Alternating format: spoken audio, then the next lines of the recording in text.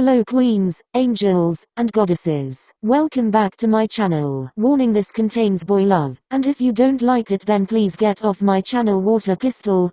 Grinning face with cowboy hat. Sakusa Kayumi did not know how to deal with emotions. They merely weren't necessary, and he never really felt the need to delve into them either. But all that changed when this blue-eyed crow came crashing into his heart. I mean, you're way more normal than what I'd imagined you'd be like, so far.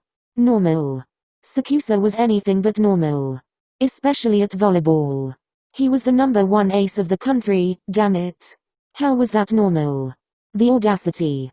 Thoughts on Kageyama. First impression, ruined. Aggravating little she. Sakusa did not particularly hate the boy, per se, he just disliked Kageyama. Okay, so disliking the boy because he called him normal was not a good reason, but being called normal just aggravated Sakusa to no extent. It did a number on his pride. But when Kageyama came up to him and asked Sakusa what kind of set he wanted, it surprised him. He refused to tell though, mostly out of pettiness. But the brat was persistent to the point it got annoying, so he gave in begrudgingly. He was sure it was just going to be another boring and simple game. In the end, he had fun. He had to admit, Kageyama was an excellent and talented player. He was precise and calculating during games. He was always there behind you for support, whether you needed it or not. Kageyama was magnificent during a game, he reluctantly admits. Not to mention his presence that screamed victory and power. He could kind of see now why Wakatoshi-kun lost. But according to Kageyama, it was because of his team as a whole. He only played a minuscule part in the victory. Kageyama was humble, something Sakusa could appreciate. Thoughts on Kageyama. Second impression and volleyball, slightly better. Kageyama was a genius at setting and riling him up in the game. It was exhilarating. Days went by and it seemed that Atsumu, Hoshimi, Kageyama, him and company had formed a group. They mostly revolved around Kageyama though. They were always seen together, and when they weren't, they were at least with someone from the group. They constantly played and practiced together to the point where they knew each other's habits and dislikes. But the one person to pay attention to them the most was Kageyama. The blue-eyed raven beauty always seemed to stare at them, always trying to find something new so he would know exactly how to act around and please them, as if scared they would leave if he didn't. They wouldn't though. That was just stupid. He was always being considerate, but remaining true to his blunt self. For example, the moment Kageyama found out about Sakusa being cautious around germs, he was not germophobic. Atsumu, you germ, just cautious. The setter immediately tried to adjust to the knowledge. He tried not to touch Sakusa too much, and always respected his boundaries.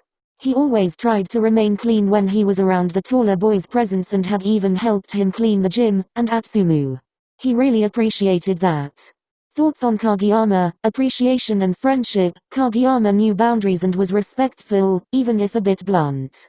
By friendship standard, they were friends and an average pair too. Because they spent so much time together, it seemed like his eyes and thoughts always wandered to Kageyama. The moment he woke up, he always tried to find Kageyama in the cafeteria, first, so they could eat together. The moment he stepped into the gym, his eyes could and would easily find the younger ravenette practicing. The moment they played, he was always satisfied since Kageyama was always by his side. The moment he slept, he always saw Kageyama in his dream, always smiling at him. And he did not fucking understand why. There wasn't anything that special about Kageyama for him to so constantly stain Sakusa's mind. That was a lie. Yes, Kageyama was exceptionally good at volleyball, and Sakusa wouldn't technically mind only playing with Kageyama, so what?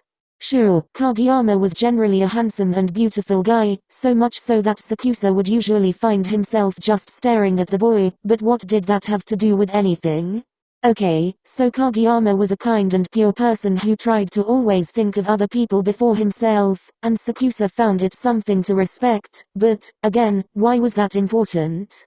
Fine, Kageyama loved volleyball to its core and always shone like the sun whenever he played, and Sakusa could never look away, but why was that even a reason in the first place?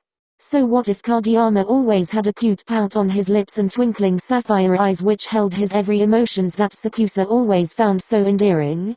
Was it important to the equation?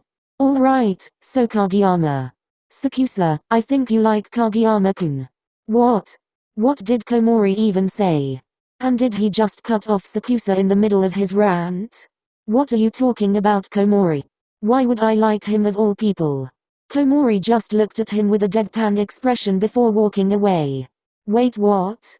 Thoughts on Kageyama, confusion. Kageyama was an idiot, awkward, always scowling, volleyball-loving maniac, milk-loving maniac, cute and innocent, dense, always too serious, amazing at setting, had captivating blue eyes. Honestly, it wasn't that hard to describe Kageyama. Most of those words weren't particularly positive, yet all of them also made his heart beat wildly.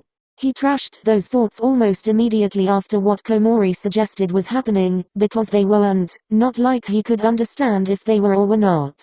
He went on with the training camp like usual, while Komori always looked at him with a deadpan expression, that Sakusa found so annoying because he could not understand what it was Komori was trying to tell him. Until he could. Life was boring. Too boring after the training camp. He was used to a boring life, but it just felt like something was missing. When he would wake up, it felt like he needed to do something. Whenever he went to the gym, he always felt uneasy because he couldn't find this one thing. When he played volleyball, he was missing this excitement that he usually experienced. When he slept, his dreams always seemed to wander around, trying to pinpoint something specific. This was too confusing. He wished he could just freeze every thought and feeling away because it was driving him crazy. It was almost driving him as crazy as when he sees a spot full of germs that needs to be cleaned but he isn't allowed to because it was someone else's property, so you can't touch it, according to Komori. So he went to Komori again. Usually Komori didn't show his annoyance physically. He always kept it inside, but even Sakusa could tell he was about to pop. Sakusa watched as Komori calmed himself down, as to not explode into the curly-haired raven's face and yell at him for being so oblivious, but opted to just sighing exasperatedly before picking up his phone and dialing a number. Sakusa had been curious to what his friend was doing and was going to ask, but Komori shoved the phone into his hand before he could. He looked down at the phone and saw that Komori had called someone by the name of Innocent Blueberry. Who in the hell would Komori call an Innocent Blue? Hello, Komori-san. Did you need something? Kageyama's rich voice greeted from the phone. And then everything clicked. Kageyama. Kageyama Tobio. He was the missing piece that had Sakusa going insane. But why? He looked back to Komori, who had a tired yet amused smirk on his lip. Sakusa, I think you like Kageyama-kun. Ah. Fuck. Stupid heart. Stupid feelings. Stupid, kind Kageyama and his stupidly adorable face and his stupidly enchanting volleyball skills. Thoughts on Kageyama. Doki doki. Sakusa likes Kageyama. Likes Kageyama enough to allow the younger to touch him even when they are all sweaty. Likes him enough to use all of his special cleaning utensils just to get rid of the competition. You better be ready, Tobio. Warning: this fanfiction does not belong to me, neither does the fan art. Credits to the original artist and author to the fan art and the fanfiction. Haikyuu does not belong to me either. Well, bye children, smiling face with hearts.